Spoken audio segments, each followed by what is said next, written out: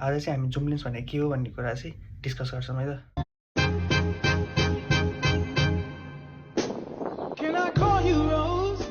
Zoom lens भनेको के हो भन्नुपर्दाखेरि चाहिँ जुम लेन्स चाहिँ धेरैवटा लेन्सको कम्बिनेसन हो।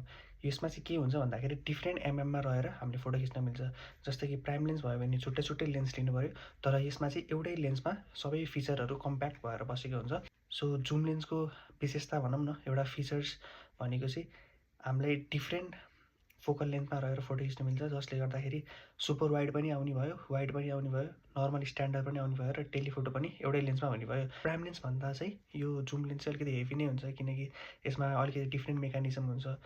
माथिपट्टिको रिङ चाहिँ फोकस रिङ हो र तलपट्टिको चाहिँ जुम इन र जुम आउट गर्ने रिङ हुन्छ। यसमा चाहिँ प्राइम लेन्स भन्दा चाहिँ जुम लेन्सबाट फोटोहरू राम्रो त धेरै राम्रो आउँछ, तर प्राइम लेन्स जस्तो सार्पनेस चाहिँ हुँदैन। मसँग चाहिँ अहिले यो किट लेन्स छ।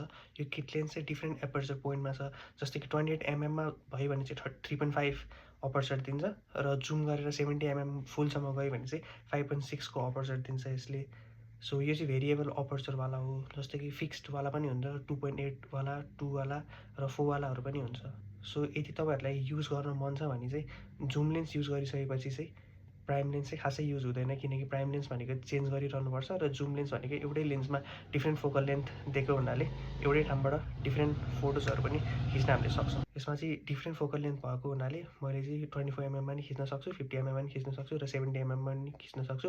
र अर्को कुरा चाहिँ मेरो क्यामेरामा चाहिँ अब सुपर 35 भन्ने हुन्छ, त्यो चाहिँ अन गऱ्यो भने चाहिँ एक्स्ट्रा 70लाई पनि इन्टु 1.6 गरेर त्यसले अर्को एउटा नयाँ फोकल लेन्थ दिन्छ र त्यसमा फोकस गरेर पनि मैले फोटो खिच्न मिल्छ।